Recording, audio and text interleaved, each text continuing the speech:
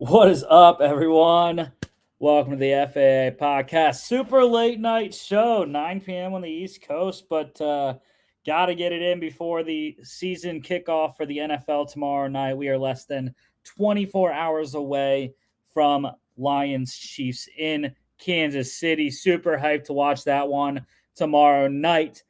But I was also super hyped to watch all of these games that happened this weekend. College football week 1 went down. We're going to cover all the top 25 games and a couple other ones that I thought were intriguing and the ones that we picked. And then we'll get into some NFL news. We got some major money getting thrown around, as well as some USFL signings, some injury updates for tomorrow, and a couple other week 1 games in the league. And then we will get to our Thursday night college preview, our Super Bowl awards, end of year NFL honors awards.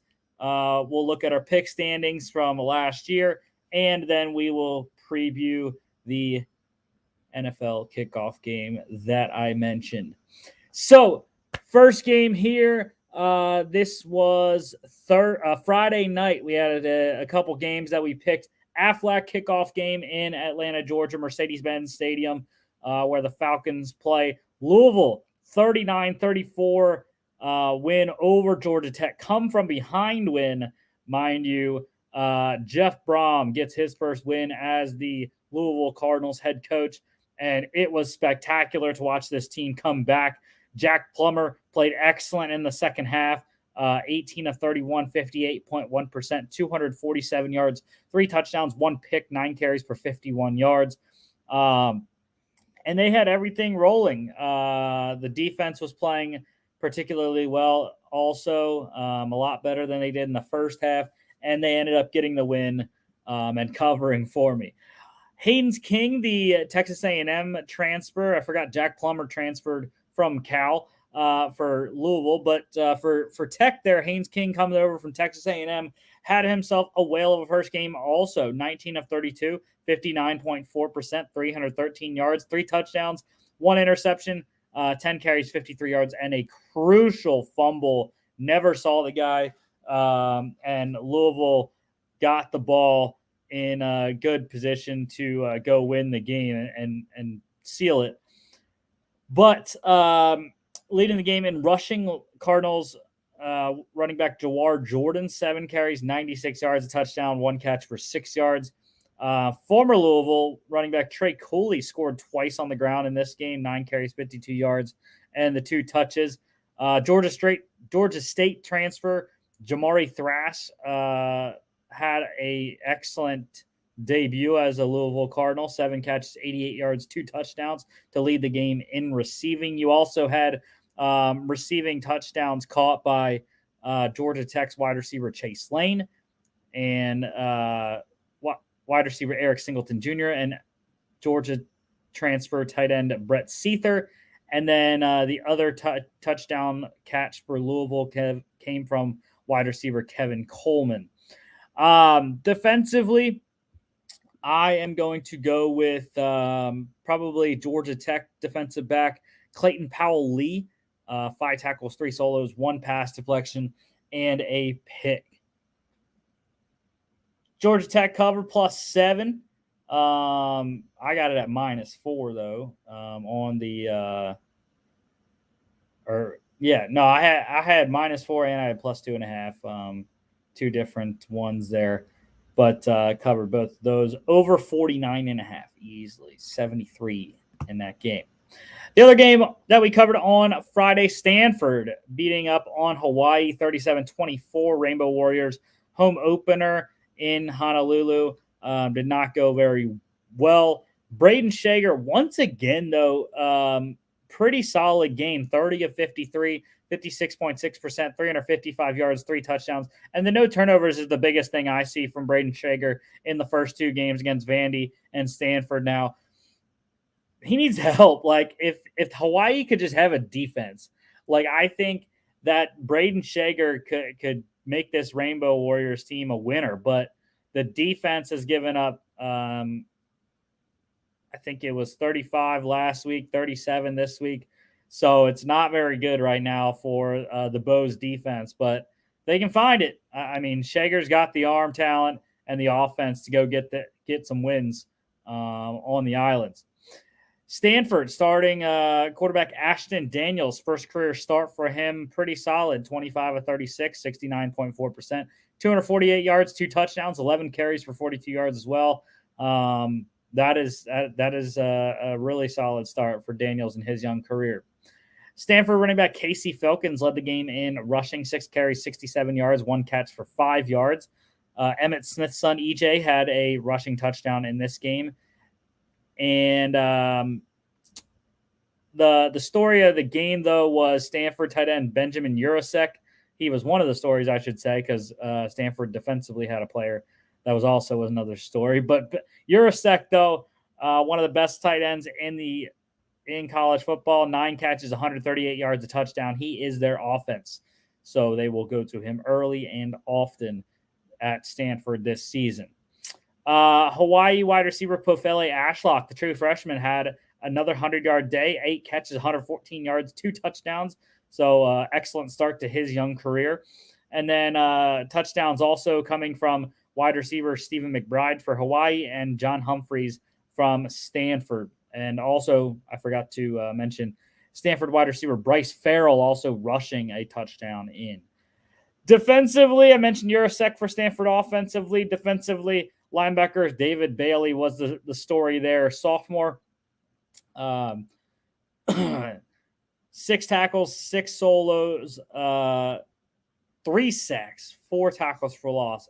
Just annihilating the Hawaii offensive line. And the crazy thing is that he's only a sophomore. I mean, watching the game tape on him, he has a plethora of moves. He has the speed rush, the rip and dip, and also he has a spin move. Just got to get stronger a little bit in the next couple of years, and we might be seeing talking about David Bailey as a first-round pick in 2026. Stanford covered easily, -2 over 54. And on Saturday, the big slate, starting out number 2, Michigan, 30-3 win over East Carolina. Yeah, I hate Michigan so much. Just going to say that. -29 teaser, and they only put 30 up on ECU. That's bad.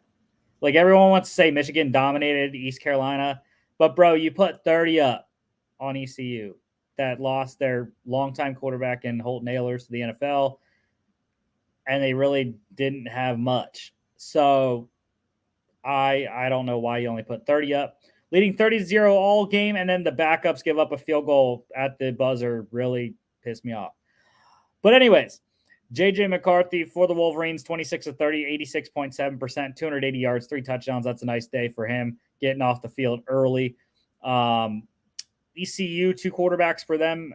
Alex Flynn got the start, 6 of 11, 54.5%, 52 yards, 3 carries, 14 yards. Then Mason Garcia came in, 11 of 18, 61.1%, 80 yards, 1 pick, 8 carries, 36 yards. He had the better day of the 2 quarterbacks. Granted, like I said, he was playing more against backups than Flynn was.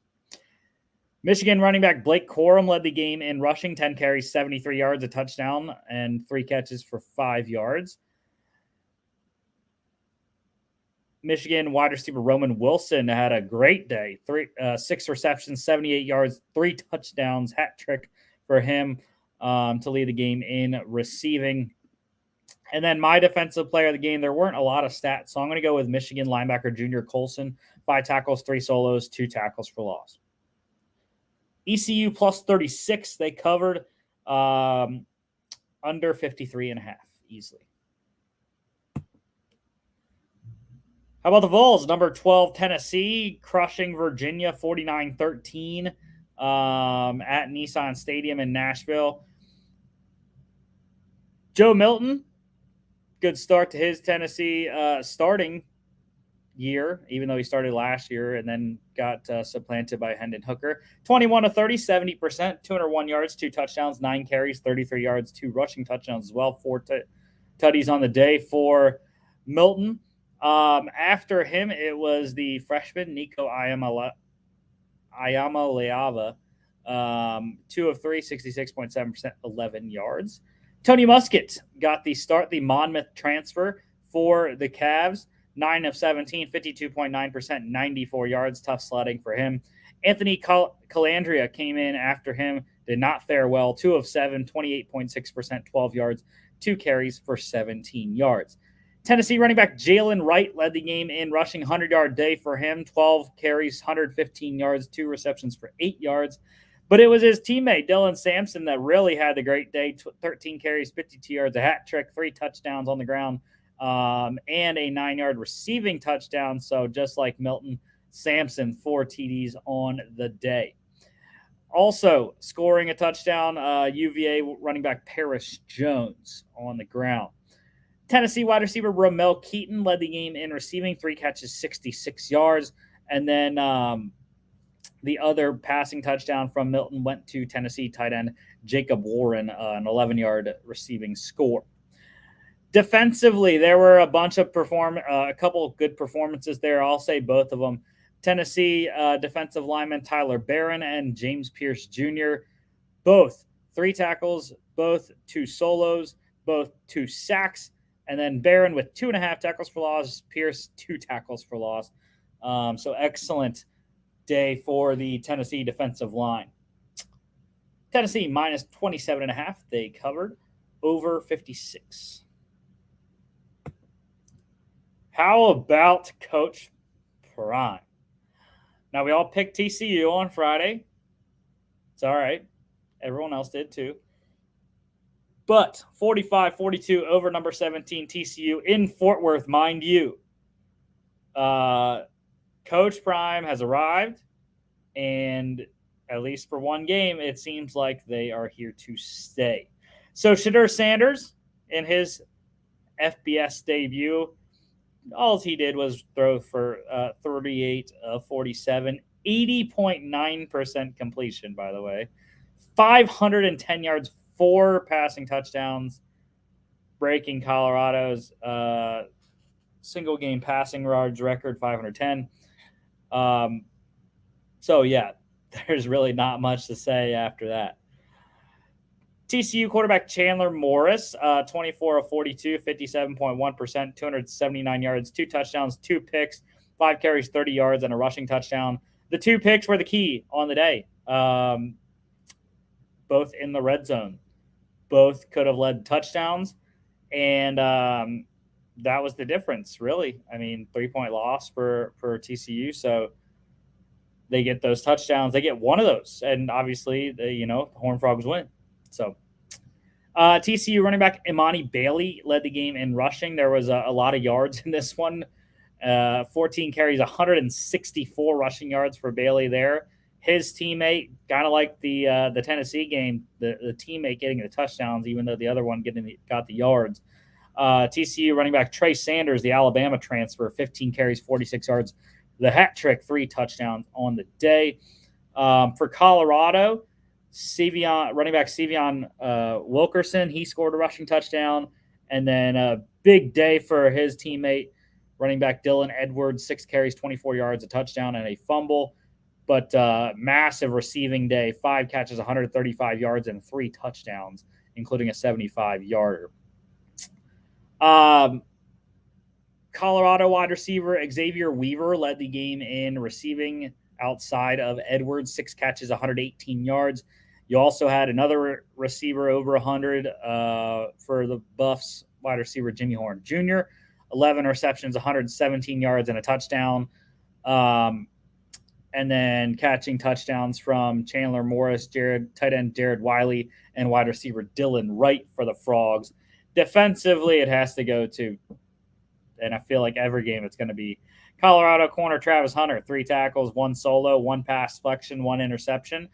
And, of course, offensively, all he did was catch 11 balls for 119 yards. So Travis Hunter is your defensive player of the game. Colorado plus 21 wins outright over 63 easily. That was around what it was at right after halftime. I live bet at 62.5, and it just exploded for 87 points in that game. How about number 20 Oklahoma? The Sooners shutting out Arkansas State 73 zip. Really fine print here as there was a lot of yards and a lot of scoring. So Dylan Gabriel in his season opener this year, excellent. 19 of 22, 86.4%, 308 yards, 2 touchdowns, 2 carries, 15 yards, and a rushing touchdown as well. Jackson Arnold came in after him. All that he did was go perfect, 11 of 11. 114 yards, a touchdown, 5 carries, 39 yards, a touchdown, 2 TDs on the day for Arnold. For Arkansas State, it was Colorado transfer JT Shrout getting the start.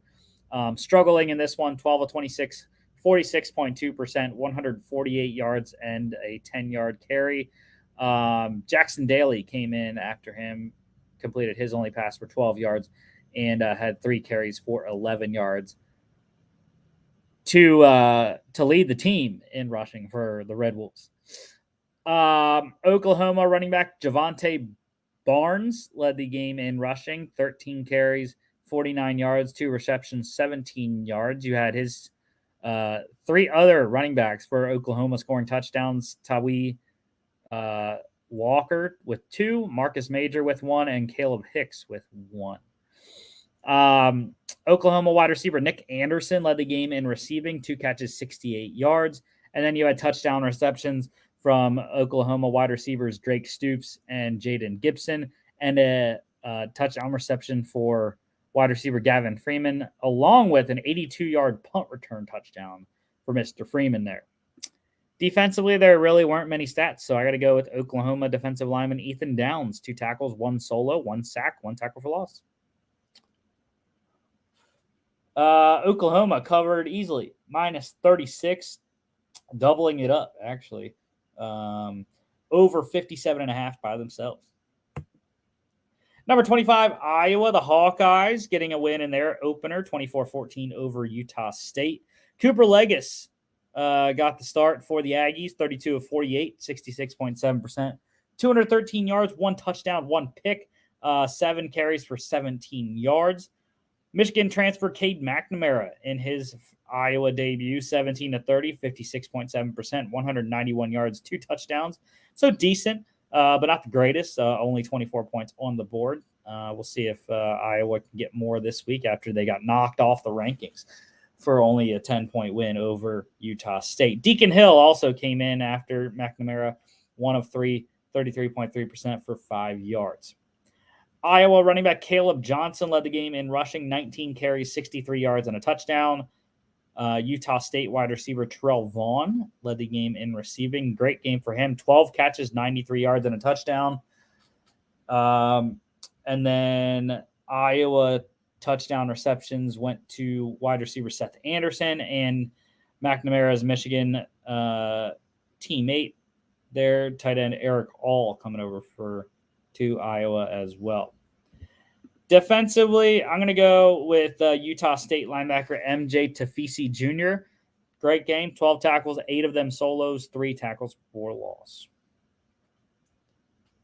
Utah State plus 24 covered easily, under 43.5. Number 22, Ole Miss, Lane Kiffin and the Rebs, rolling Mercer, FCS opponent, but a top 25 FCS opponent there. 73-7 for the Rebels. Jackson Dart, great game for him. 18 of 23, 78.3%, 334 yards, 4 touchdowns, 4 carries for 36 yards as well. After him, Spencer Sanders came in, the Oklahoma State transfer, 8 of 14, 57.1%, 134 yards and 2 touchdowns. And then Walker Howard finished the game off for Ole Miss, 3 of 4, 75%, 56 yards. For Mercer, it was Carter Peavy the entire game, 16 of 29, 55.2%, 138 yards a pick, 7 carries, 49 yards, and the lone touchdown for the Bears. Ole Miss running back Quinshad Judkins, former freshman of the year in the SEC and freshman All-American as well for Quinshad Judkins. He led the game in rushing, 13 carries, 60 yards, 2 touchdowns, 2 receptions for 11 yards. You also had his teammates, running back Ulysses Bentley, the fourth, catch a 6-yard touchdown, and Matt Jones get a running rushing touchdown as well. Ole Miss wide receiver Trey Harris, excellent game for him. Caught all of the touchdowns from Jackson Dart. 6 receptions, 133 yards, 4 touchdowns on the day. Ole Miss wide receiver Jordan Watkins also over 100 yards, 6 receptions, 111 yards. And then all he did was chip in a 70-yard punt return touchdown. And you also had Ole Miss wide receiver Caden Lee catch a touchdown from Spencer Sanders. 34 yards scored, his only reception. Defensively, I'm going to go with the second guy there, Ole Miss defensive tackle Xavier Harris. 6 tackles, 4 solos, 1 sack, 2.5 tackles for loss. Ole Miss minus 35, covers easily. Over 59.5 by themselves. And the highest score of week 1, number 15, Oregon, 81-7 over FCS opponent Portland State. Just absolutely annihilated the Portland State there. Bo Nix was fantastic. 23 of 27, 85.2%, 287 yards, 3 touchdowns. Ty Thompson came in for him, 7 of 8, 87.5%, 81 yards, a touchdown, 2 carries for 25 yards. And then Austin Novosad came in perfect, 3 of 3, 100% for 13 yards. For Portland State, it was Dante Shashery, the starter, 5 of 14, 35.7%, 35 yards, a touchdown, 6 carries for 53 yards. And then Logan Gonzalez came in 3 of 6, 50% for 17 yards. Oregon running back Bucky Irving led the game in rushing. Pretty solid average, I would say. 4 carries, 119 yards. That's 29.8 per clip. 2 touchdowns and 3 catches for 30 yards, 149 scrimmage yards on 7 touches for Bucky Irving. It's a pretty solid day. Oregon running back Jordan James, also excellent. 10 carries, 86 yards, 8.6 yards per carry, and 3 touchdowns. Another hat trick guy on this week. 1 catch for 5 yards as well. Oregon also had running backs Dante Dowdle and Jaden Lamar run touchdowns in. Oregon wide receiver Troy Franklin and USC transfer Gary Bryant Jr., both 100-yard days for them. Franklin, 7 catches, 106 yards, 2 touchdowns. Bryant, 7 receptions, 100 yards, and 2 touchdowns. And for Portland State, wide receiver Chance Miller caught a 9-yard touchdown, the lone one for Portland State. Defensively, there wasn't a lot, so I'm going to go with the bottom guy, Oregon defensive back Tysheem Johnson, 4 tackles, 2 solos, 1 tackle for loss, and a pass deflection. Oregon, minus 48, covers easily, over 64.5 by themselves. Number 3, Ohio State, 23-3 win over Indiana. This one also was annoying because they pushed my teaser, which, if you don't know, in teasers, pushes are losses, y'all. So it made my teaser lose. Really pissed at Ohio State for only scoring 23 points against one of the worst Big Ten teams there is in Indiana. So Kyle McCord got the start. Was not that good. 20 of 33, 60.6%, 239 yards, 1 pick. Devin Brown did come in relief, but he was even worse. 1 of 3, 33.3%, minus 2 yards passing. For IU, it was Taven Jackson getting the start. 1 of 5, 20%, 24 yards, 3 carries for 11 yards. They fared a lot better with Brendan Sorsby at quarterback. 8 of 15, 53.3%, and 58 yards. Ohio State running back Chip Trayanum led the game in rushing. 8 carries, 57 yards, 1 reception for 12 yards. And then Mayan Williams for the Buckeyes having 2 rushing touchdowns on the day. Big game for Ohio State tight end Cade Stover, 5 receptions, 98 yards. 2 guys you don't see on here, though, which was weird. They really did not get either Marvin Harrison Jr. or Emeka Egbuka involved in this game. So that has to be a focal point going into the next game, because you're not going to win. You're not going to beat the Michigans. You're not going to beat the Penn States by not throwing to Marvin Harrison and to Emeka Egbuka. So definitely week 2, that's something we want to look for from Ohio State, to see how they can scheme those guys into the game plan and make sure McCord is getting them involved more often than not. And defensively, I'm going to go with Iowa defensive lineman Andre Carter. 4 tackles, 2 solos, 2 tackles for loss, and a pass deflection.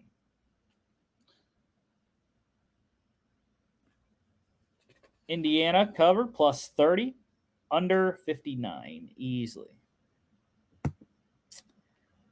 Another small print because a lot of points were scored. Number 10, Washington. The Huskies crushing Boise State, 56-19. Michael Penix Jr. was spectacular, 29 of 40, 72.5%, 450 yards and 5 tutties for the Heisman candidate this year. That's as good as it gets, rivaling Shedeur Sanders' opener. So, like we talked about, the Pac-12 is absolutely loaded with quarterbacks this year. We'll talk about Caleb Williams in a second. But Caleb Williams, Michael Penix Jr., Shedeur Sanders, Bo Nix. You got Jaden DeLora at Arizona. You have Cameron Ward at Washington State. I mean, they are all over. DJ Uiagalelei at Oregon State. So, I mean, the Pac-12 is the quarterback conference this year in my mind. We should see a lot of great performances. And then Dylan Morris came in after Penix in relief. All he did was throw a 31-yard touchdown pass.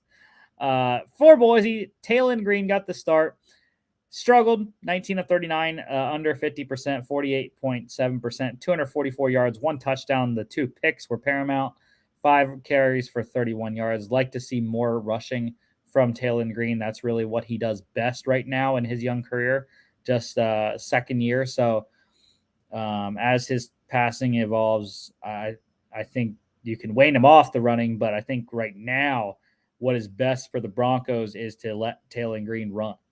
Maddox Madsen came in for Boise after him, 3 of 7, 42.9%, 20 yards, 3 carries for 12 yards.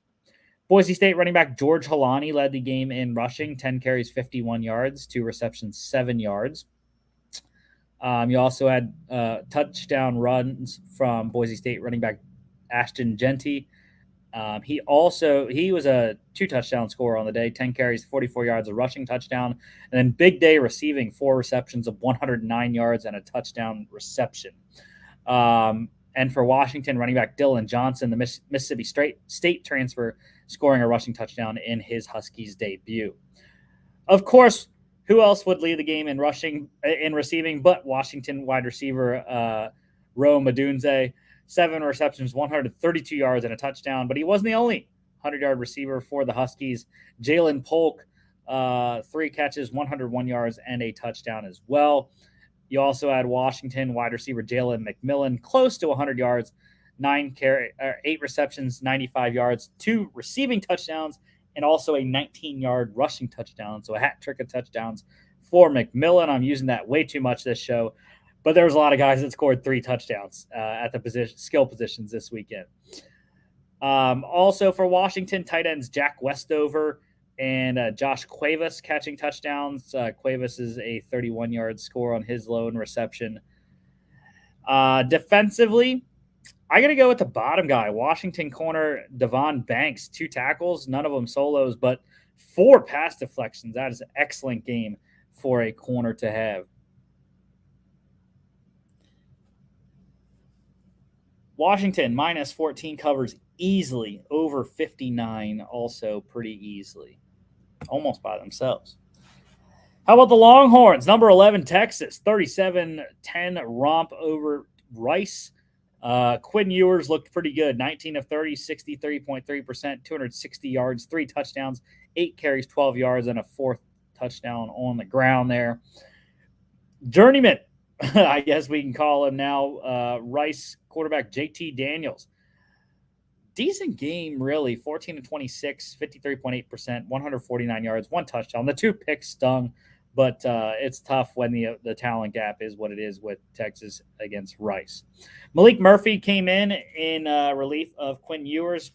Decent game, 3 of 5, 60% for 40 yards. No Arch Manning in this one, interestingly enough. Texas running back Jaden Blue led the game in rushing, 10 carries, 55 yards. His teammate, Jonathan Brooks, had a receiving touchdown, 2 catches, 42 yards to go along with 52 yards on 12 carries. Just like Washington, who else would lead this game in receiving? But Longhorns wide receiver Xavier Worthy, 7 receptions, 90 yards. And then the 3 touchdowns from Ewers went to excellent tight end Jatavian Sanders, wide receiver Adonai Mitchell, the Georgia transfer, and Rice's lone touchdown came from wide receiver Luke McCaffrey, 2 catches, 22 yards, and a score. Defensively, I got to go with Texas defensive end Ethan Burke, 4 tackles, 1 solo, 1.5 sacks, 1.5 tackles for loss. Rice plus 35.5. They covered under 59. Number 13, Notre Dame. Another really great game for the Irish. 56-3 drubbing of Tennessee State. The Fighting Eddie Georges there. Sam Hartman was spectacular once again. 14 of 17, 82.4%, 194 yards, 2 touchdowns, 4 carries, 14 yards, and a rushing touchdown, 3 on the day for the Wake Forest transfer. After him, it was Steve Angeli, 8 of 11, 72.7%, 130 yards, 2 touchdowns for himself. And then Kenny Minchie came in, completed both of his passes for 12 yards. For the Tigers, Tennessee State, Davion Bryant started the game, I believe. 5 of 12, 41.7%, 43 yards, 2 picks, 6 carries for 29 yards. And then Draylon Ellis, 3 of 10, 30%, 24 yards.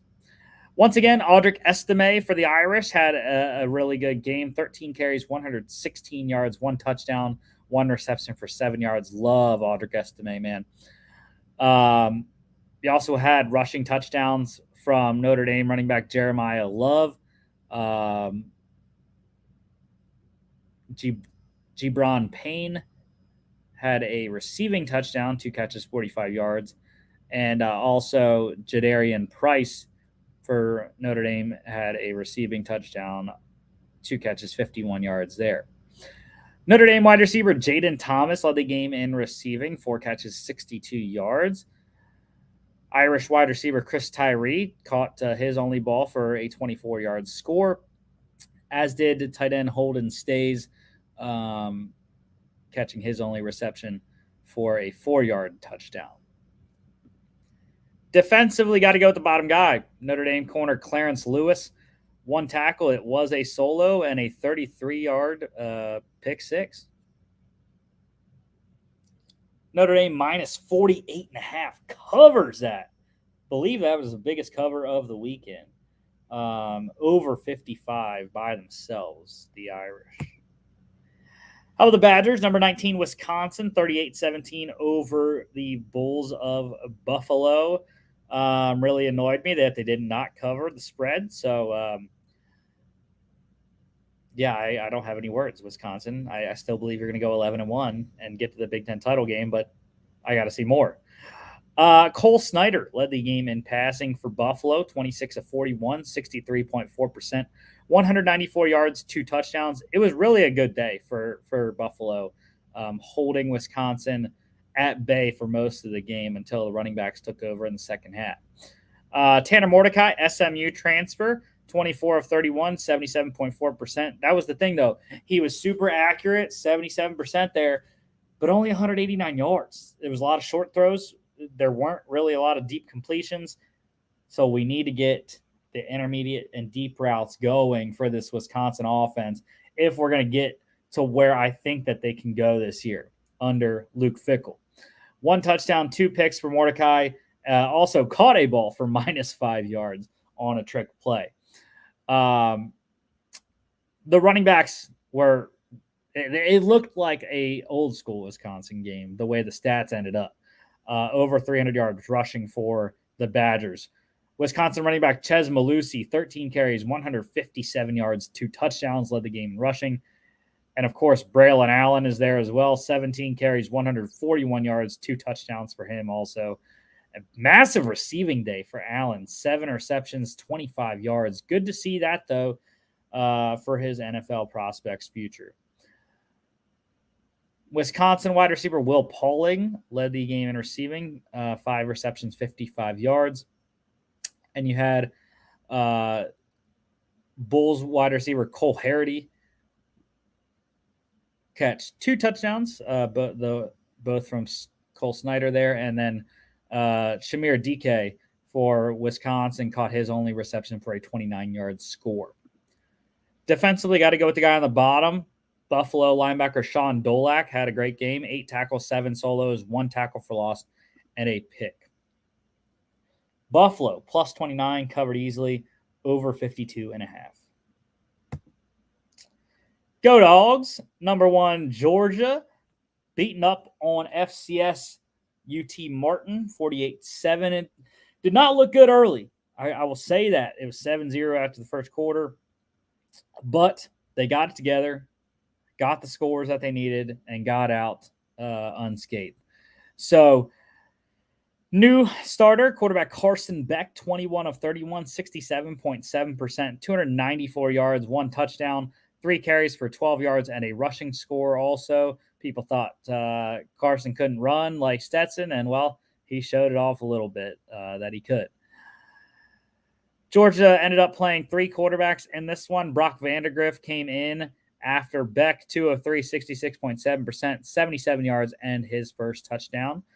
And then Gunnar Stockton coming in as well, 3 of 5, 60%, 29 yards, 2 carries, 18 yards. For the Skyhawks of UT Martin, Kincaid Dent started this game and played most of it. 18 of 32, 56.3%, 128 yards, 1 touchdown, 6 carries for 47 yards. Cody Sparks also came in late in this one, threw a pick on his only pass attempt. Georgia running back Kendall Milton led the game in rushing, 9 carries, 53 yards. Good to see Kendall out there. His running mate there, Roderick Robinson II, had a rushing touchdown. And, of course, Georgia tight end Brock Bowers led the game in receiving, 5 catches, 77 yards, and a 3-yard rushing touchdown, his first of the season. Georgia also got touchdowns from wide receiver Mekhi Muse, short king stand up, little 5'8" guy out there running around, and also had a big punt return as well. And then tight end Oscar Delp also catching a touchdown from Carson Beck, I believe. Or maybe that one was from I think that one might have been from Vandergriff. I can't remember. UT Martin got a touchdown reception from wide receiver Trevante Rucker from Kincaid Dent there. Defensively, there weren't a lot of stats, but I got to go with the bottom guy. Didn't have any tackles, but linebacker Kyron Jones listed as a running back. When you click on his player profile on ESPN, not sure why, but he was playing linebacker when he got a 26-yard pick six. So don't know if he is a transition player or whatnot. UT Martin covered plus 50, under 56.5 by 1.5.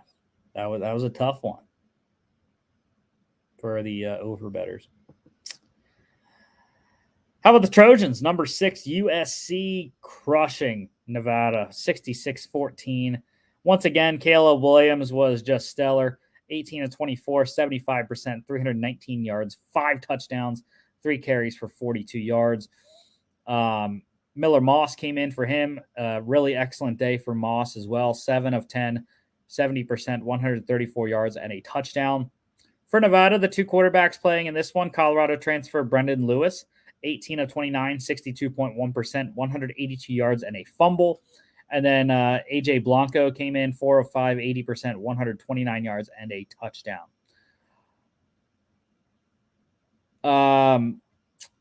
USC running back Marshawn Lloyd, the South Carolina transfer, led the game in rushing here. 7 carries, 76 yards, 1 touchdown, 2 receptions for 59 yards. So explosive day for Lloyd with 135 total scrimmage yards on just 9 touches.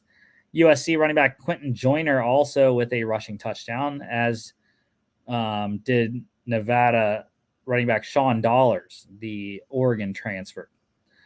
Nevada wide receiver Jamal Bell led the game in receiving, 100-yard day for him, 8 catches, 121 yards, and a touchdown. USC wide receiver Taj Washington caught 2 touchdowns. Deuce Robinson, Brendan Rice, Zechariah Branch, the true freshman there, and Michael Jackson III, all catching touchdowns for the Trojans in this one. Defensively, I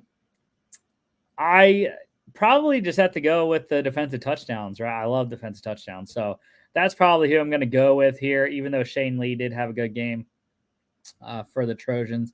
And I know my guys would love me to tell them what the name of the Wolfpack linebacker here is. It's Tangiaki Mate Alona there for the Wolfpack. 6 tackles, 4 solos, 1 sack, 1 tackle for loss. And then my actual defensive player of the game here, USC defensive lineman Stanley Ta'ufo-Au. There's 23-yard fumble return for a touchdown. Trojan defensive score. USC covered minus 37.5 over 63.5 by themselves. How about the defending Big 12 champs, number 16, Kansas State? 45-zip shutout over Southeast Missouri. Will Howard was pretty solid in his season debut here, 18 of 26, 69.2%, 297 yards, 2 touchdowns, 1 pick. Had a rushing touchdown and an 8-yard receiving touchdown as well. So scoring all 3 ways was Will Howard in this one. 4 total touchdowns for him. And then Kansas State put in Avery Johnson at the end, 3 of 4, 75%, 55 yards, 5 carries, 32 yards, and a rushing touchdown. SEMO quarterback Paxton De Laurent in this one, 24 of 36, 66.7%, 213 passing yards. Kansas State running back DJ Giddens led the game in rushing. Big day for him, 15 carries, 128 yards. His teammate there, Florida State transfer Trayshawn Ward, had a rushing touchdown and threw the 8-yard touchdown to Will Howard. K-State wide receiver RJ Garcia II led the game in receiving, 200-yarders in this one for the Wildcats. 5 catches, 119 yards, and a touchdown for Garcia. Tight end Ben Sinat had 100 yards as well, 5 catches, 100 even.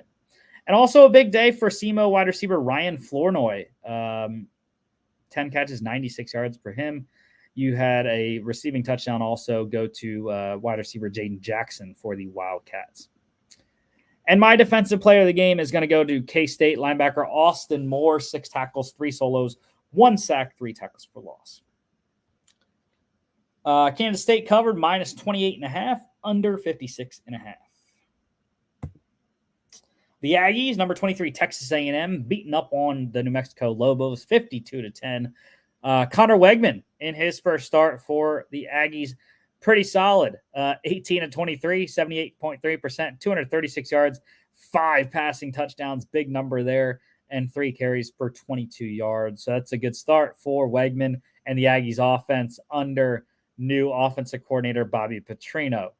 A&M also played the starter from last season, Max Johnson, 6 of 9, 66.7%, 41 yards, and a touchdown. For New Mexico, UAB transfer Dylan Hopkins started this one, 15 of 24, 62.5%, 115 yards, and a pick. DC Tabscott came in for the Lobos late, 1 of 4, 25% for 16 yards. A&M running back Amari Daniels led the game in rushing here, 7 carries, 51 yards, and a catch for 5 yards. New Mexico running back Ja'Cory Krosky-Merritt had a rushing touchdown, as did A&M running back Le'Veon Moss. Texas A&M wide receiver Evan Stewart led the game in receiving, 100 yards here, 8 catches, 115 yards, 2 touchdowns. his teammate, wide receiver Noah Thomas, the hat trick of touchdowns on the day. And also wide receiver Moose Muhammad III catching a touchdown as well. Defensive player of the game for this one is going to go to A&M defensive back Josh DeBerry, the Boston College transfer. Excellent safety. 10 tackles, 7 solos, 1 sack, 1.5 tackles for loss, 1 pass deflection, and a pick all over the field was DeBerry. A&M covered minus 37.5 over 48.5. How about the Texas State Bobcats, y'all? G.J. Kinney. I told y'all to know that name, to watch this game. They're Jimmy's favorite team, and they're 1-0 against a Big 12 team. Had never beaten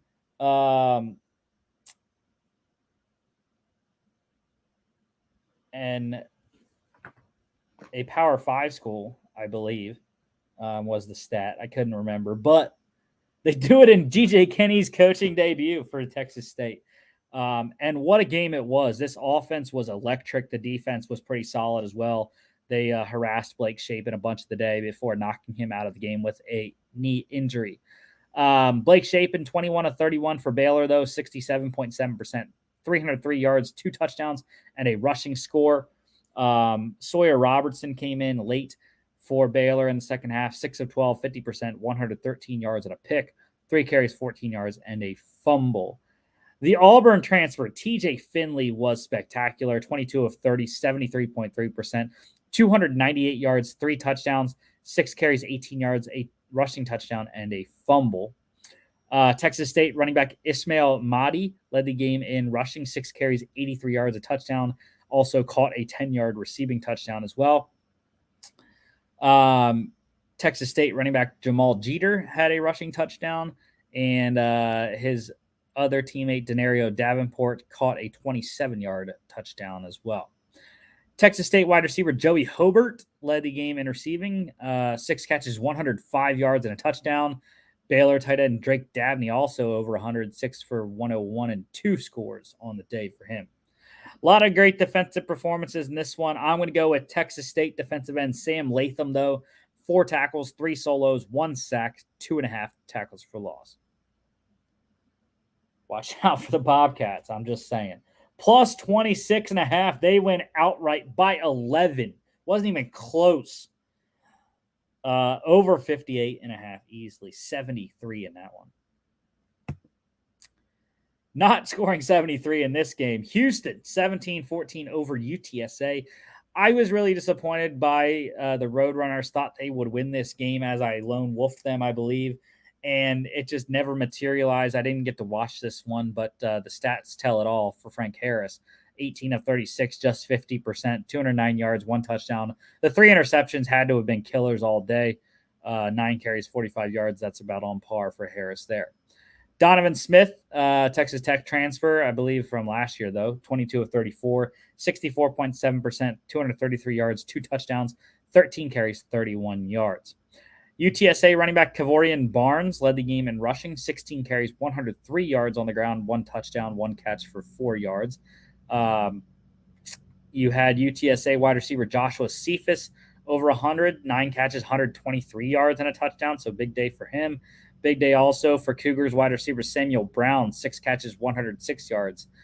And then you had receiving touchdowns by Cougars wide receivers Joseph Manjack IV and Matthew Golden. Defensively, I'm going to go with 2 guys, actually. UTSA linebacker Danyai Taylor, 5 tackles, all of them solos, 1 sack, 3 tackles for loss.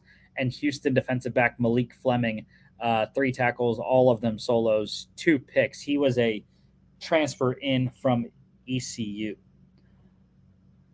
Houston plus 2.5. They went outright under 59.5 easily. Just 31 in that one. Crimson Tide getting a debut win.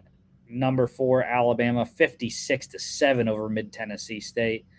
Blue Raiders were close early and then never materialized. The plus number for me on the spread. But new quarterback Jalen Milroe had a pretty good day, I would say. 13 of 18, 72.2%, 194 yards, 3 touchdowns passing, 7 carries, 48 yards, and 2 rushing touchdowns. Another quarterback with 5 on the day. Especially the the play that was really frustrating as a mid-Tennessee bettor in this one was where he fumbled the snap. It was a low snap. Rattling around, he picks it up, eludes, I think, 2 defenders, and then just sprints to the end zone. It was just ridiculous. So one of the highlight plays of week 1 around college football. Alabama also played Tyler Buckner, 3 of 5, 60%, 27 yards, and a rushing touchdown. And Ty Simpson completed his only pass for 5 yards, 2 carries, 12 yards, and a rushing touchdown. Was ridiculous that all 3 Alabama quarterbacks scored rushing touchdowns in this game. It was just a weird stat. For the Blue Raiders, Nicholas Vadiato got the start, 21 of 32, 65.6%, 127 yards, 1 touchdown, 1 pick, 6 carries, 16 yards. Tough environment to go to Tuscaloosa in your first game of the season. Alabama running back Jason McClellan led the game in rushing outside of Milroe, 10 carries, 39 yards, and a touchdown. Alabama wide receiver Isaiah Bond led the game in receiving 5 catches, 76 yards, a touchdown. You also got touchdowns from wide receiver Jermaine Burton and tight end Amari Niblack. And then Mid-Tennessee's only touchdown came on a wide receiver Bryce Bailey reception there. Defensively, weren't a lot of stats, but I'm going to go with the bottom guy there. Alabama linebacker Deontay Lawson, 7 tackles, 4 solos, 1 sack, 2 tackles for loss. The Tide covered minus 39.5 to my chagrin, over 52 by themselves. How about we are number 7 Penn State, 38-15 romp over West Virginia. Drew Aller was, as expected, 21 of 29, 72.4%, 325 yards, 3 touchdowns. The kids got it, y'all, and I told y'all it was coming, so watch out. Penn State also played Bo Pribula at the end of the game, completed his only pass for 7 yards, 3 carries, 18 yards, and a crucial touchdown to cover for the Nittany Lions, which I loved to see Pribula pushing the pile into the end zone there. It was excellent. For the Mountaineers, Garrett Green starting this one, 16 of 27, 59.3%, 162 yards, 15 carries, 71 yards, and a rushing touchdown. West Virginia running back C.J. Donaldson Jr. led the game in rushing, 18 carries, 81 yards, a touchdown, caught 1 ball for 3 yards as well. Penn State running back Nicholas Singleton also with a rushing score in this game. New number 1 wide receiver Keandre Lambert-Smith, 100-yard day for him. The Nittany Lions, 4 receptions, 123 yards, 2 touchdowns. You also had a big night for Mountaineer debut of NC State transfer Devin Carter, 6 catches, 90 yards. And then Penn State wide receiver Malik McClain, Florida State transfer, also catching a score in his team debut. Defensively, I think I'm going to go with Penn State linebacker Curtis Jacobs, 10 tackles, 7 solos, 1 sack, 1 tackle for loss. Penn State covered minus 21 and the over 48 hit, which I had as well. Duke's Mayo Classic, number 21, North Carolina, beating up on their Carolina opponent, South Carolina there. The Gamecocks quarterback Spencer Rattler. A big day, but just no passing touchdowns. 30 of 39, 76.9%, 353 yards. It's tough to lose when you throw for that many, but they did in this one because Drake May was really solid, as was the UNC defense most of the night with the pass rush. 24 of 32, 75%, 269 yards, 2 touchdowns, 2 picks. One of them was not his fault, out of the receiver's hands into the defenders, and 4 carries for 25 yards. And I mentioned the pass rush for UNC. They sacked Spencer Rattler 9 times in this one, y'all. Just crazy. the amount of pressure he was under all day. So to only miss 9 throws was pretty spectacular from Rattler. UNC running back British Brooks led the game in rushing, 100-yard day for him, 15 carries, 103 yards, 3 catches for 18 yards. His counterpart, Omarion Hampton, had 2 rushing touchdowns, as did South Carolina running back Dakarian Joyner, scoring 1 on the ground there, and his running mate Juju McDowell, a rushing touchdown for him also. Those 2, the only touchdowns of the night for the Gamecocks. South Carolina wide receiver Xavier Leggett led the game in receiving, 9 catches, 178 yards. It's crazy. More than half of the yards for Rattler into Leggett there. North Carolina wide receiver Kobe Paysauer, tight end John Copenhaver catching touchdowns from Drake May. And defensively, of course, I mentioned there was 9 sacks for the Tar Heels in this one. Bunch of defensive performances, but the biggest one here, North Carolina linebacker Kaman Rucker, 8 tackles, 6 solos, 2 sacks, 5.5 tackles for loss. Just monster numbers in a debut there. I'll also mention, though, Tar Heels linebacker Amari Gaynor had 2 solo tackles, 2 sacks, 2 tackles for loss. North Carolina minus 2.5, covered easily, under 63.5. Number 24, Tulane, 37-17 over South Alabama. Michael Pratt was as efficient as it gets, 14 of 15, 93.3%, 294 yards, 4 touchdowns, 11 carries, 39 yards, and a fumble. So, yeah, it's tough to beat that one there for Michael Pratt. Carter Bradley for the Jags, though, 23 of 30, 76.7%, 190 yards, 1 touchdown, 2 picks, a rushing touchdown, and a fumble. So decent day besides the 3 turnovers for Bradley. Probably hampered the Jaguars' offense there. Tulane running back Mekhi Hughes led the game in rushing, 8 carries, 41 yards. Tulane wide receiver Jaquan Jackson, 100-yard day, 3 catches, 106 yards, 2 touchdowns. His wide receiver teammate Lawrence Keys III, almost 100, 4 catches, 96 yards, and a touchdown. And then the 4th touchdown went to wide receiver Chris Brazel II for the Green Wave. The only passing touchdown for Bradley went to wide receiver Devin Voisin, catching a 7-yard score on his only reception. Defensively, a couple big performances here. Tulane defensive lineman Patrick Jenkins, 5 tackles, 3 solos, 2 sacks, 2 tackles for loss. And Tulane defensive lineman Cameron Hamilton, 3 tackles, all of them solos, 2 sacks, 2 tackles for loss.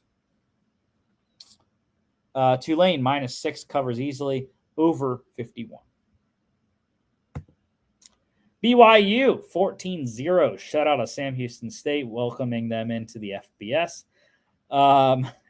This is a very boring game. I was kind of happy I didn't watch it, but Keegan Shoemaker for the Bearcats, 18 of 33, 54.5%, 147 yards, 3 picks on the night, though. That's probably why the Bearcats lost in their FBS debut. 6 carries, 13 yards. Pitt transfer Keaton Slovis was decent, 20 of 33, 60.6%. Just 145 yards, though, but he did score both of the touchdowns for the Cougars, 2 rushing scores for him. BYU running back LJ Martin led the game in rushing, 16 carries, 91 yards. Bearcats wide receiver Noah Smith leading the game in receiving, 3 catches, 44 yards. Defensively, I got to go with BYU corner Jacob Robinson, 5 tackles, 2 solos, 2 picks, 2 of the 3 that Shoemaker threw for Sam Houston State. Sam Houston State, though, did cover plus 19, under 46.5.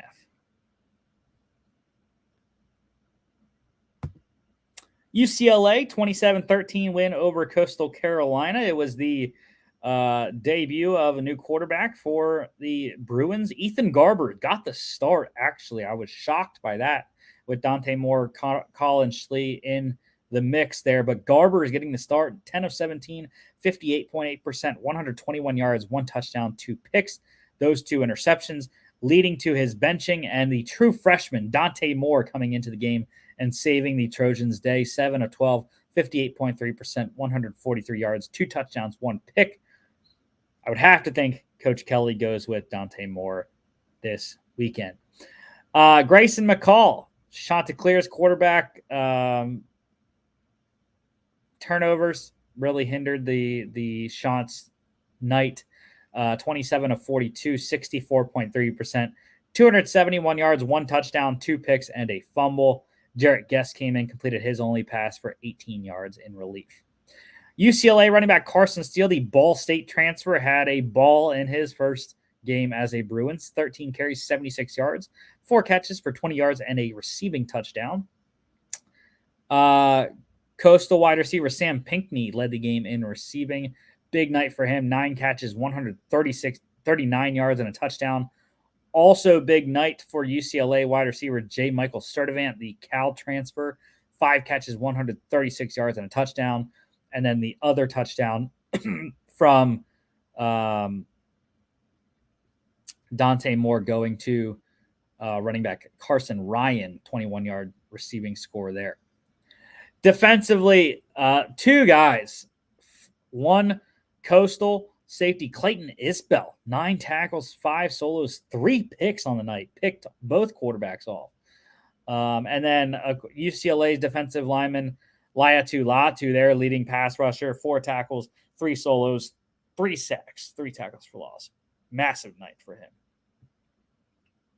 Coastal Carolina did cover, though, plus 15.5, under 66.5 easily. On Sunday, we had a couple games to go through. Number 18, Oregon State, 42-17 over San Jose State. They're actually 0-2 is San Jose State there. But it was the debut of Clemson transfer quarterback DJ Uiagalelei, and he was electric. 20 of 25, 80% completion, 239 yards, 3 passing touchdowns, 6 carries, 10 yards, 2 rushing touchdowns as well. So once again, another quarterback from week 1, 5 total touchdowns here.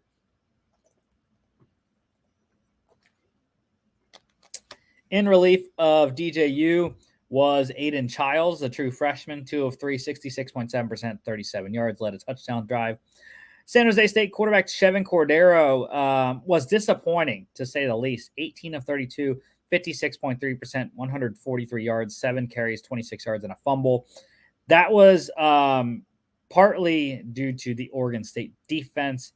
They had one of the best defenses in the Pac-12, if not the best defense last year, and it showed this game, really shutting down Chevin Cordero, and especially the connection with Nick Nash.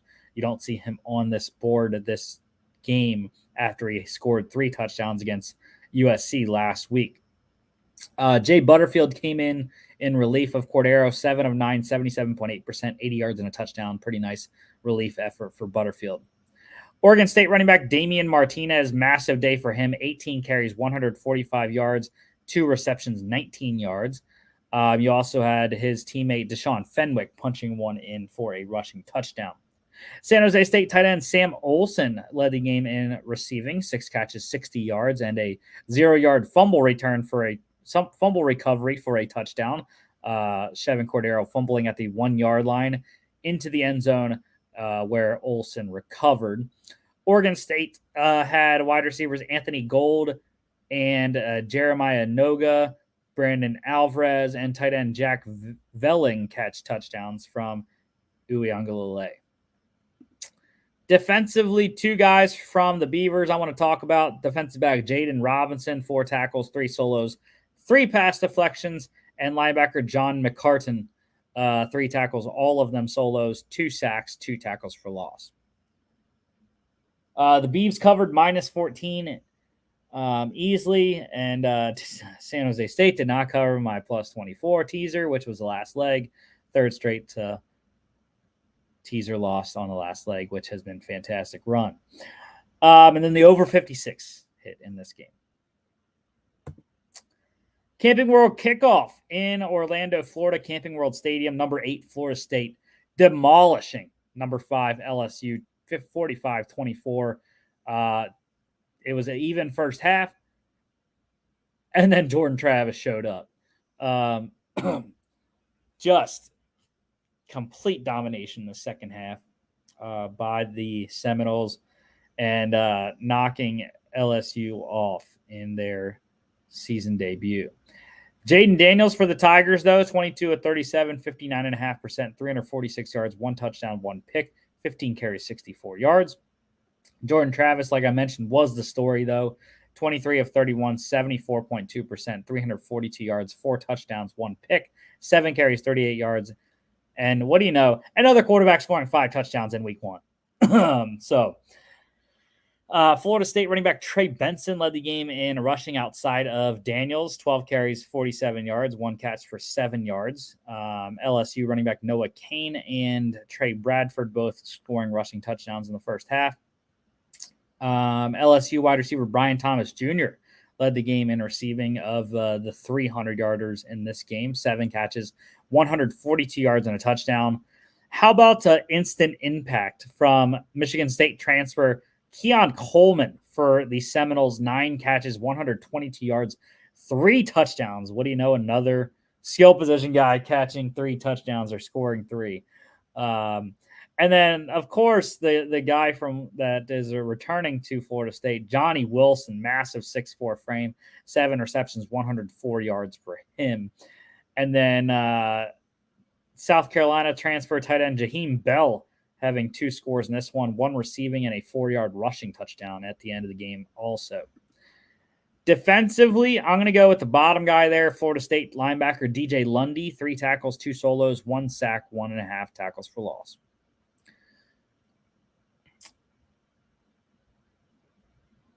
Florida State +2, they win outright over 56.5 easily. And then on Monday, on Labor Day, the upset of the weekend, I think, Duke, the Blue Devils, the basketball school, 28-7 over number 9 Clemson. Complete domination by the Blue Devils in this game. Cade Klubnik getting his first regular season start in his career, 27 of 43, 62.8%, 209 yards, 1 touchdown, 1 pick, 12 carries for 34 yards.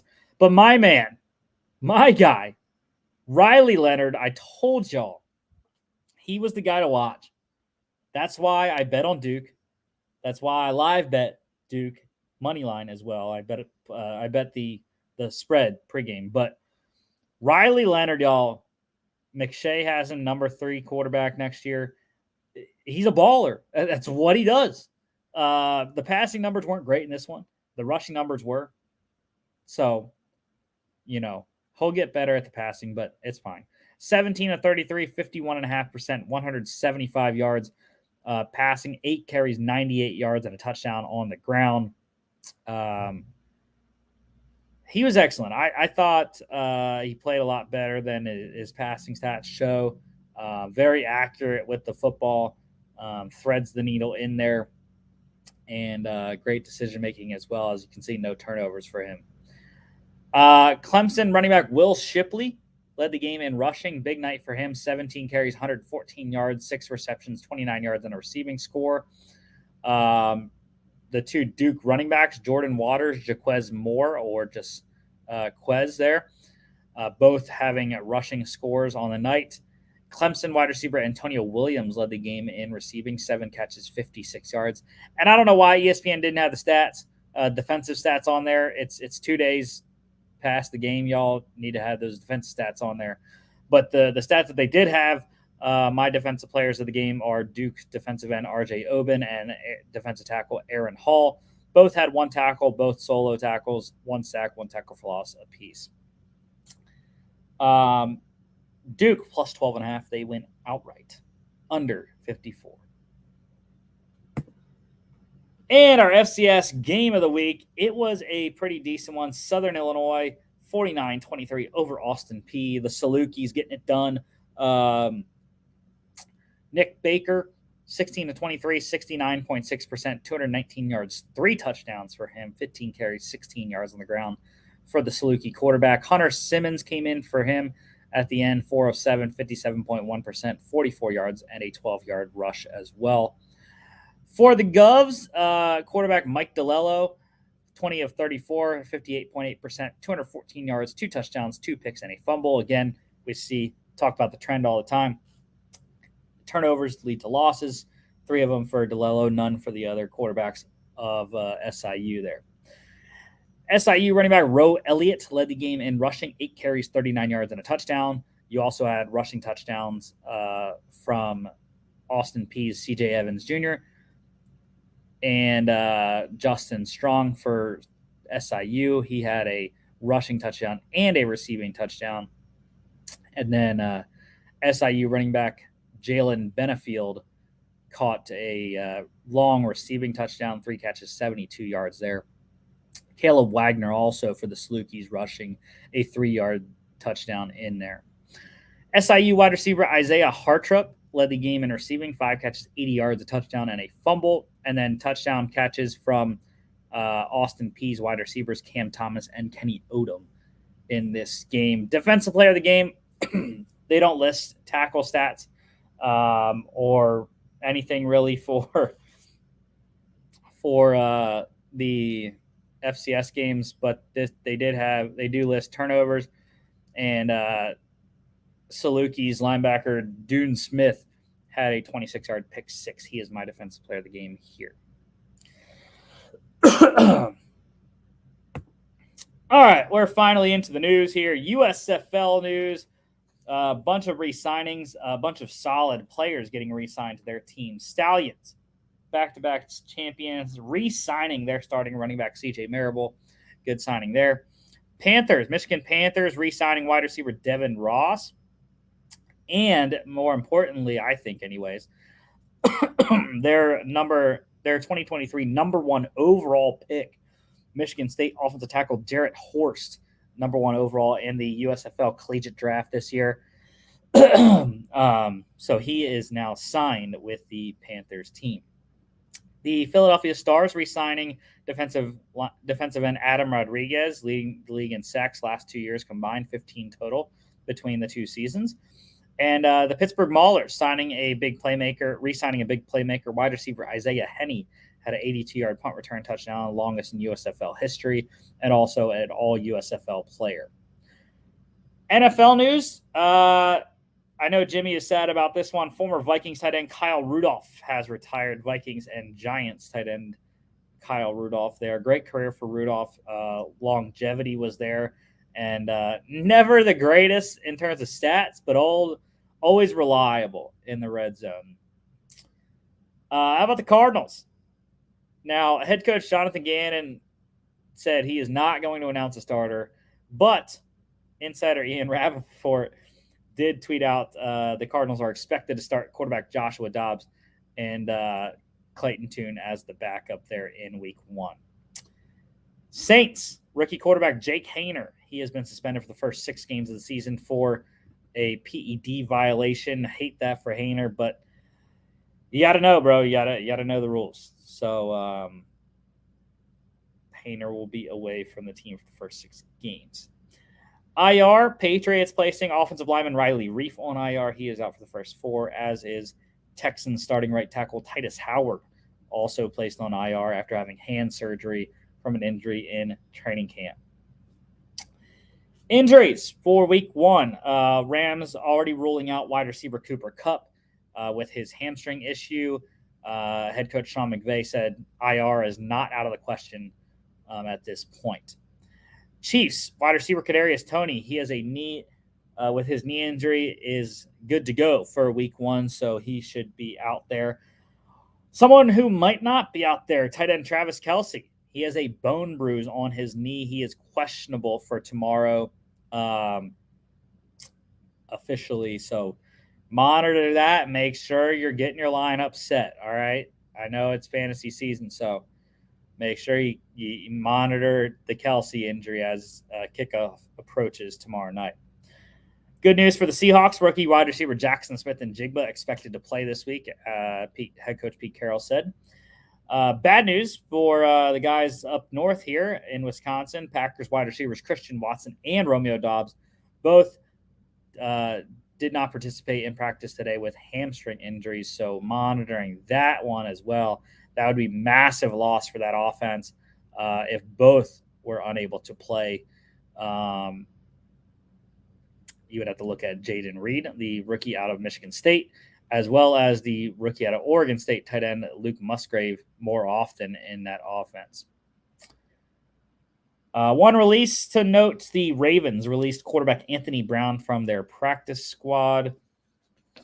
And one signing to note, free agency-wise, the Commanders.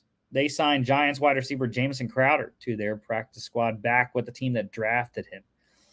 So good story there. And how about let's talk about some money here. So today, the 49ers got their Nick Bosa problem figured out. They signed the defensive end to a 5-year, $170 million extension, $122.5 million guaranteed.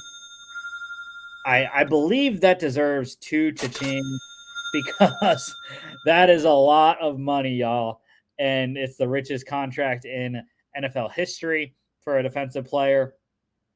And now the Chiefs have to be scrambling. I mean, there is now a $14 million gap between what Chris Jones is expected to make this year and what Bosa's new contract averages. So a lot of room to cover for Kansas City and their defensive tackle there.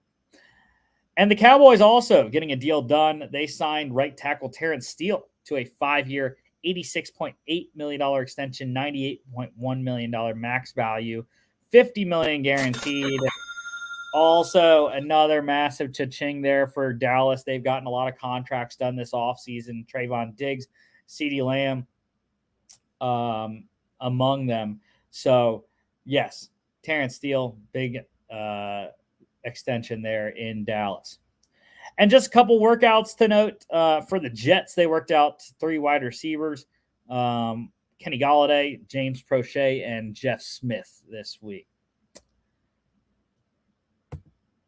All right, before we get into our Super Bowl picks, I just want to mention on tomorrow, even though it is NFL kickoff, there are college games being played. There's one to note. Murray State is at Louisville, so intrastate matchup there in Kentucky, but I believe Murray State's in Kentucky. I could be wrong, though.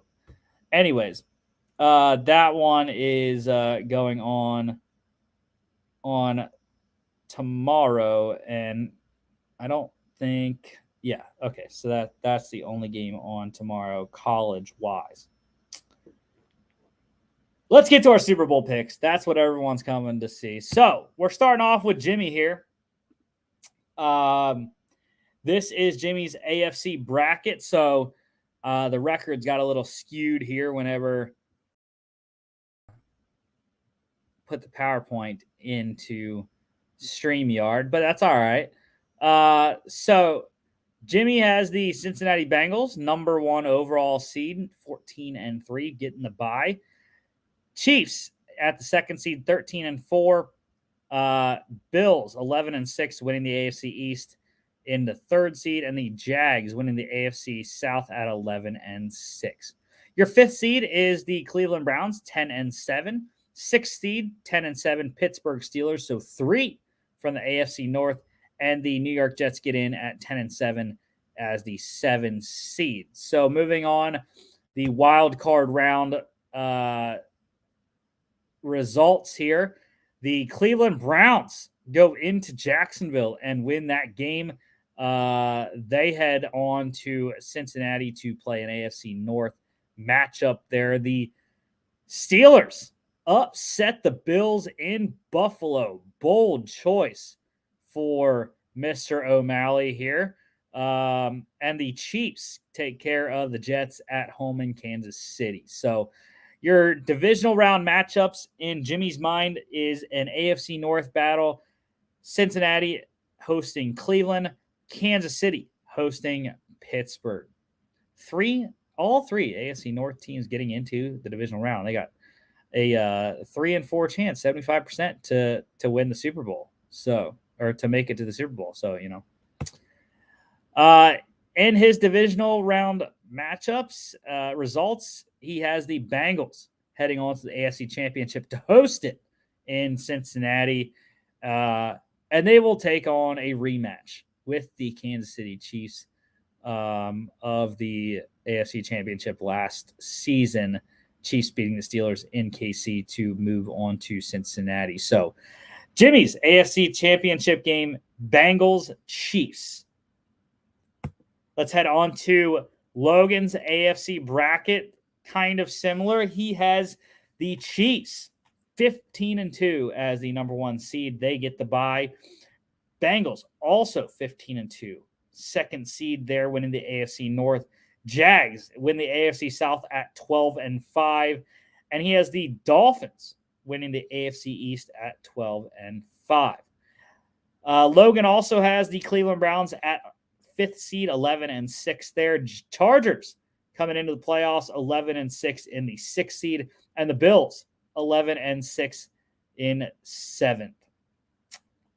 Logan's wild card results look like this. He has the Chargers upsetting Jacksonville in Jacksonville to head on to Kansas City, play the Chiefs in the divisional round, AFC West matchup there. The Bengals taking care of the Bills in Cincinnati, and the Dolphins also taking care of their business at home, beating the Browns. So Bengals, Dolphins in Cincinnati in the divisional round.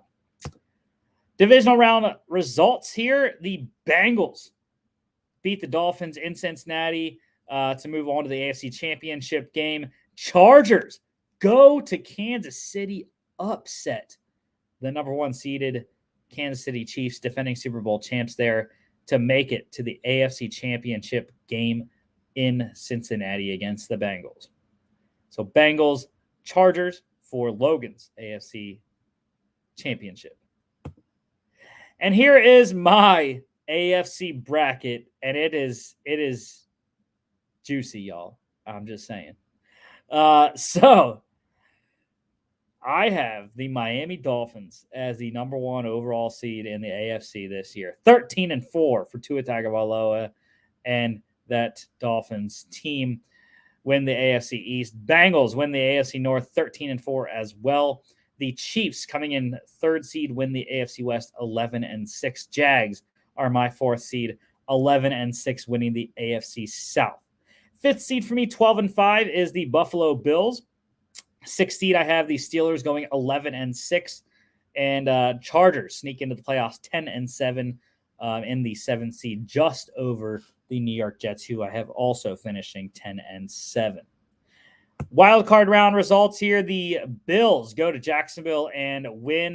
They head on to Miami to face the Dolphins in an AFC East divisional round matchup. The Bengals take care of the Chargers at home, heading on to host the divisional round matchup. And the Chiefs also take care of business against Steelers at home.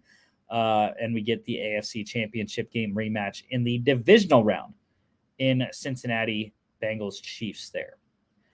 My divisional round matchup results here. The Dolphins winning the AFC East battle. They head on to host the AFC Championship game.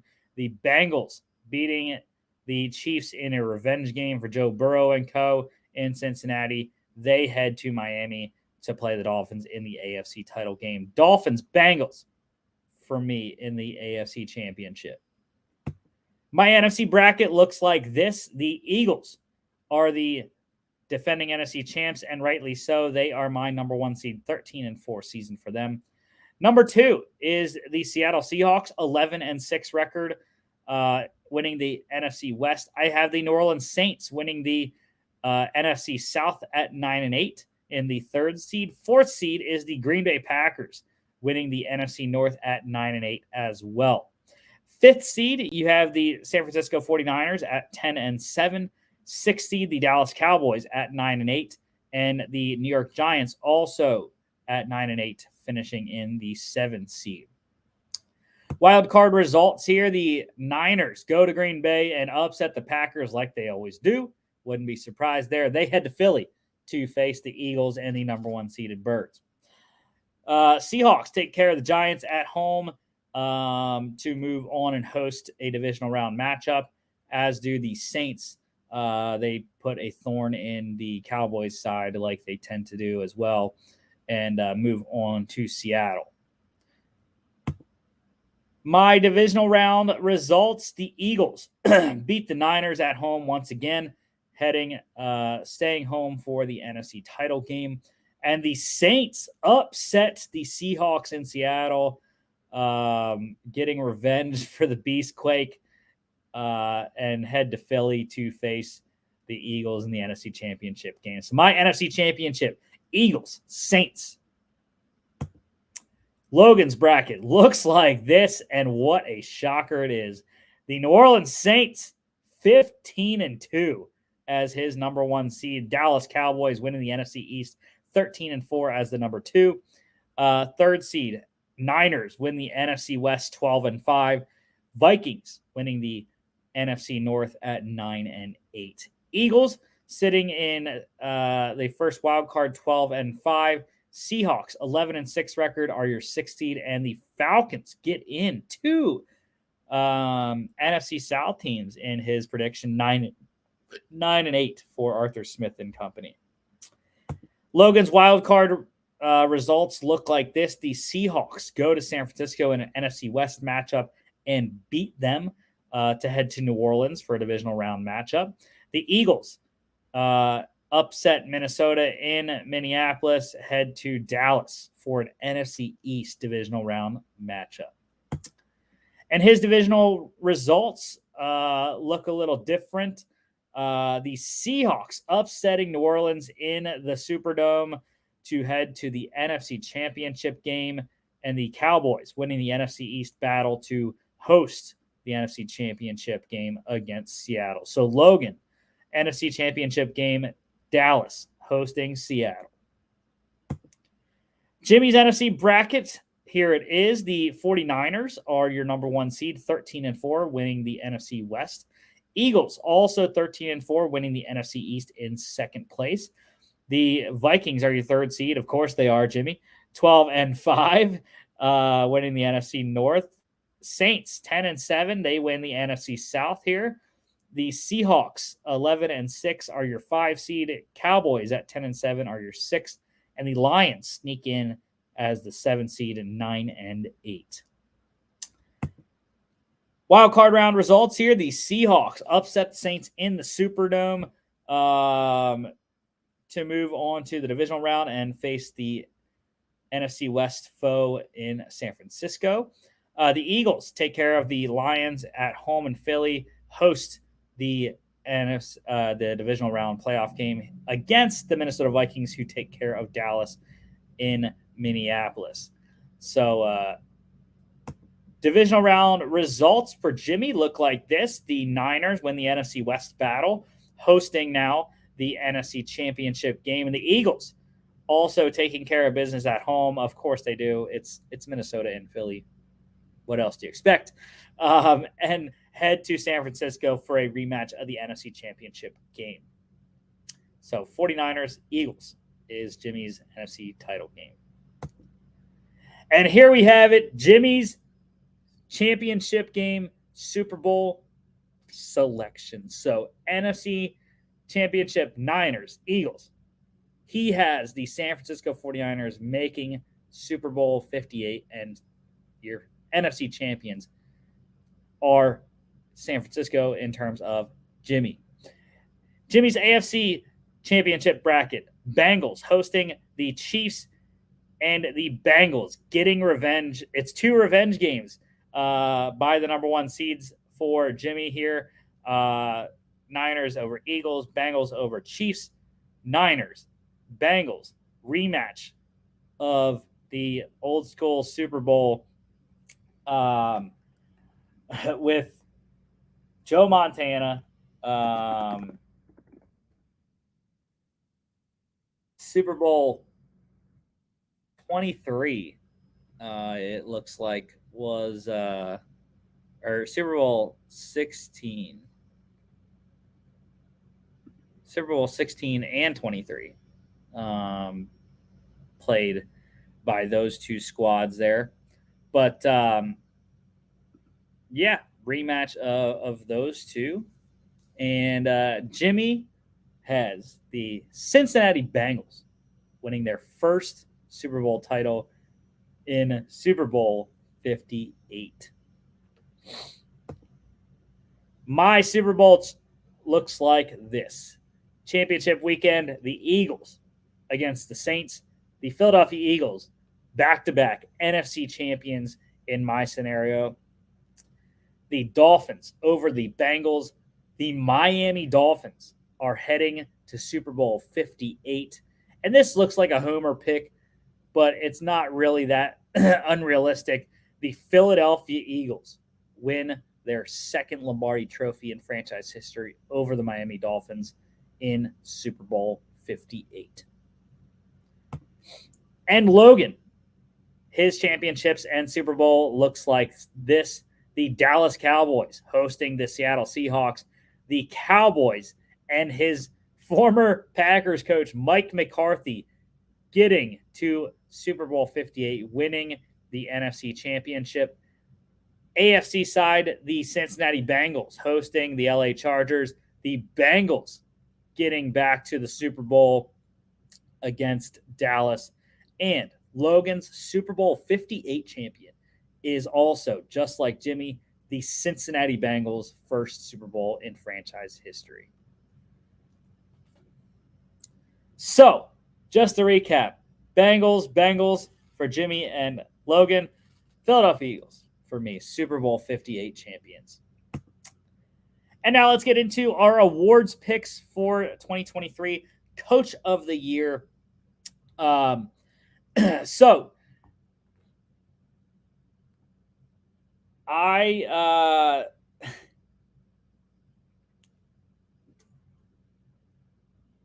Jimmy, I believe, is going with Pete Carroll in his Coach of the Year pick. Makes a lot of sense. I mean, Pete's kind of like not really up there. The voters usually like to vote for the young guys. That's why Logan and I are going Mike McDaniel. I wanted to put Mike Tomlin on there. I have a bet on Mike Tomlin, and I do believe that if the Steelers have a really solid season, maybe even if they win the AFC North, Mike Tomlin could end up winning Coach of the Year at very long odds, mind you. But I think Mike McDaniel's a good choice. Like I said, I highly believe in the Dolphins this year. Logan and I both had the Dolphins winning the AFC East. And I just think that Tua is going to stay healthy. And that offense was explosive as it gets when he was healthy last year. They're going to start off very good just like that this year. They have some upgraded weapons at running back. The offensive line is still decent. The defense should be improved, I think, anyways, with new coordinator Vic Fangio. Even without Jalen Ramsey, I think they can sustain success on the back end with guys like Kader Kohu. They also have safety Javon Holland, of course, Xavier Howard at the other corner slot. For comeback player of the year, we all have Damar Hamlin. I mean, it's the story of the century, and currently he is minus 435 to win comeback player of the year. So there really aren't even anyone close in terms of betting odds. And it's just him being back on the field is enough. Really, it is. Playing at a high level is really not a big thing that we have to see from DeMar. Him playing all 17 games would be a win in and of itself. So, yes, DeMar Hamlin is the chalk and the easy pick for comeback player of the year. Offensive rookie of the year. We are all in sync once again. There are other candidates. Of course, the other two quarterbacks, CJ Stroud for the Texans, Anthony Richardson for the Colts, all three will be starting. There also is, Bijan Robinson with Atlanta, Jackson Smith-Njigba with Seattle. You have Jalen Hyatt with the Giants. You have Jahmyr Gibbs with Detroit. You have Zay Flowers with Baltimore. But I just think the number one overall pick, Bryce Young, I had the Panthers going 7-10. I think that's a great step for them. Maybe they don't have the team success, so maybe he doesn't really do it for the voters. But I think there's really not a better value pick at this point in the season, the preseason here, getting ready for the kickoff tomorrow. Bryce Young, I think he has all the traits, the accuracy, the vision was there. His size did not matter in the preseason, at least. We'll see what happens in the regular season, but as long as the offensive line can do anything better than they did in the preseason, I think Bryce Young will have a noteworthy season and offensive rookie of the year caliber. Defensive rookie of the year, and here is where we all get different. So Jimmy is going with Patriots corner Christian Gonzalez out of Oregon. Excellent corner there, is going to be thrust into the starting gig right away opposite of Jonathan Jones, and should play well. The Patriots defense always very solid, especially at the corner position. So Christian Gonzalez expected to play well from day one. We'll see how that goes against some of the hard receivers that he has to face just in the division alone, with Stephon Diggs, Gabe Davis, Garrett with Buffalo, Garrett Wilson, Alan Lazard for New York, and then, of course, Tyreek Hill, Jalen Waddle for Miami. Logan is going with the chalk pick, Will Anderson Jr., outside linebacker for the Houston Texans, number 3 overall selection, I should say. Yeah, I mean, I just don't think the defense is going to do that well. And I also didn't really notice Will Anderson a lot in the preseason. So I can see why he would pick that. He's going to be a focal point of the defense and an anchor, but don't really see it in year one. I am going with sort of a homer pick, but I don't really care because it's my show. And Nolan Smith, he is a long shot right now in terms of odds. But I'm telling y'all, this kid is going to be a beast. And I don't think he's going to be a starter, but he's going to have a role in that pass rush rotation. And the speed around the edge is what amazed me when I watched him in the preseason, especially against the Browns and the Ravens. Just electric off the edge. And dip and rip is there. I think he's going to get a lot of sacks, maybe 8 or 9, and have himself a great rookie season there in Philadelphia. So I'm picking Nolan Smith, more of a long shot than the other two guys, but I believe in this kid from Georgia. Offensive player of the year. So Jimmy and Logan, I believe, are going with Jamar Chase. Rightfully so. I mean, it makes a lot of sense. Jamar is one of the higher picks for that award, or for this award. And he should have another great season in Cincinnati. Joe Burrow seems to be healthy and ready to go week 1. As he said, I am ready to go today. So he'll be all right. And again, Jamar is a beast, and he'll have a great season in Cincinnati. But I'm going with Tyreek Hill. I'm on the Dolphins train. I mentioned that. Sky's the limit for Tyreek Hill, y'all. And I mentioned Tua Tagovailoa. If Damar Hamlin wasn't if the Damar Hamlin situation would have happened, Tua Tagovailoa would have been my pick for comeback player of the year. But I'm going with his wide receiver instead here for offensive player of the year. Love Tyreek this year.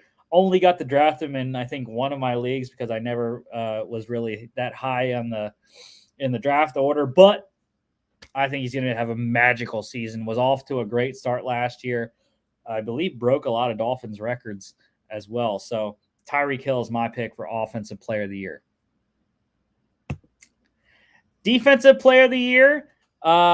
This one, Jimmy and I are aligned, and it's another kind of homer pick, but TJ Watt. I mean, the guy is just crazy good and has already won a defensive player of the year award. He's going to get close to the sack record again. He was 2 years ago. when he had 20.5 sacks. And he's going to get there again. I'm just telling you, he's going to break the sack record at some point. And why not this year when he has a lot more help around him? You still got Cam Hayward inside. Keanu Benton, the rookie out of Wisconsin, is doing a good job inside as well. And then he has a lot more help at the outside linebacker spot. Alex Highsmith had a career year last year. I can't remember the exact number. I think it was like 16 sacks, something like that. And then they signed Marcus Golden in free agency. They drafted Nick Herbig, who was probably the defensive rookie of the year, defensive rookie of the preseason. I mean, he had 3.5 sacks in 3 games. So I think with the added help, there's going to be, obviously they're still going to have a lot of attention for Watt's side, but they're going to have to pay attention to the other side more than they had to in the past, I think. So Watt should get more opportunities, clear opportunities to rush the passer and get to the quarterback than he had in years past with the rotation that they have in Pittsburgh now. Logan is going with Myles Garrett, which is also another solid pick, though. Garrett has had back-to-back 16-sack seasons in Cleveland. The team success, though, has really hindered his candidacy for this award. But I do agree with Logan that I think Myles Garrett could be the Defensive Player of the Year. Just like TJ Watt upgraded defensive line for Cleveland, Dalvin Tomlinson at the DT spot now. They traded for Zadarius Smith to help take some pressure off Myles Garrett's side. So kind of the same argument that I was making for Watt can be made for Garrett, and I could see it happening as well. MVP, this is where we all have different picks, and I love it. So Jimmy is going with Sunshine. T-Law, he believes highly in the Jags this year. I believe we all had them as the 4th seed. I think Logan had him as the 3rd seed, if I remember right. But anyways, I agree, though. I don't hold T-Law in that high of esteem this year. He can get there eventually. I just don't know if it's going to be this year with the amount of other players I believe in, like Tua and the guy I'll talk about. But, yeah, it's definitely possible. I believe that Jags offense is going to be really solid, probably a top 10 offense year 2 under Doug Peterson. So I could see it, just not for me. Logan, he is going with the 2019 NFL MVP, Lamar Jackson. Definitely don't believe in Lamar. I haven't believed in Lamar his whole career, and I will continue to not believe in Lamar. So he got a big contract.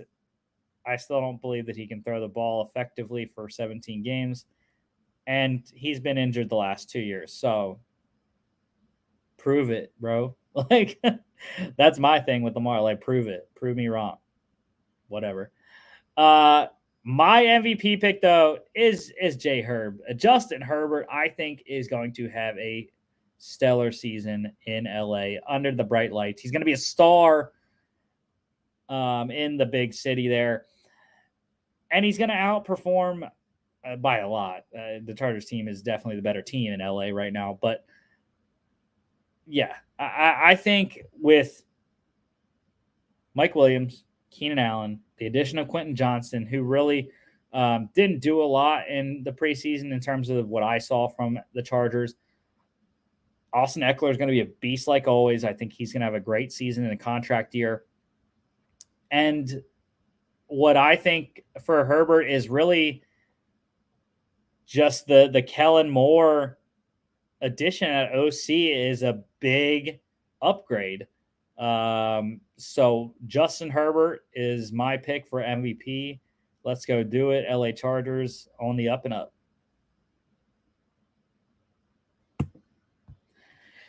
All right, that is our awards for 2023. Here is our pick standings from 2022. Yes, I won the Monday/Tuesday pick standings last season by a couple games over Mark, who played admirably, if I do say so. Peter, and Logan finishing tied for third at the bottom there at 22-15. Overall, solid records, though. I was kind of mad I couldn't keep my single-digit losses over the season, but new season, and we are picking a game on this show today. It is the NFL kickoff game, Lions at the Chiefs tomorrow night. 6.5. Let's just make sure. It had to have gone down with the Travis Kelce news, I believe, maybe to 5.5, 4.5 now. Man, I bet it at 6.5. I might have to double down on 4.5 because I think the Kansas City Chiefs are just too good. And the Lions defense, while they did make a lot of strides in the preseason and upgraded with Jack Campbell and a bunch of other guys, Emmanuel Mosley at corner, Cameron Sutton. It's week 1. They still have to play a regular season game, and they're playing one of the best quarterbacks in the NFL, coming off his second Super Bowl championship, second Super Bowl MVP, and second NFL MVP. So I think with or without Kelce, it's not going to matter, okay? The Chiefs, I think, are going to dominate the Lions tomorrow night. I like Kansas City by 100. Do with that what you will, Lions fans. Sorry, Jeremy. I know your birthday was this week, but it's not going to happen, buddy. Not in Kansas City anyways. Total is 54. That's a tough one. I would probably lean over, but I don't really have a 100% play on that. 8:20 on NBC tomorrow. And that is the show tonight, y'all. Late night special by myself, and super hyped for the NFL kickoff tomorrow. Next Tuesday, we'll be back on Tuesday next week. We will be talking NFL Week 2. We'll be recapping all the NFL and college football slate from the weekend, as well as previewing this Thursday night gem in Philadelphia. I absolutely love when Minnesota comes to Philadelphia. It's a great time every time to watch. So the Vikings-Eagles playing in Philly next Thursday night. I think we might have some college games next Thursday as well. If I can check real quick. Yeah, next Thursday we have a couple. Bethune-Cookman at Miami, Navy at Memphis. So those are 2 college games to watch next Thursday. Don't forget to follow us on all our social media at FAA Podcast on X and Instagram, FAA_bets on X as well. FAApodcast.com is our website. You can check us out here on YouTube, Facebook, Spotify, Apple Podcasts, and iHeartRadio. We'll see y'all in 2 days on Football Friday.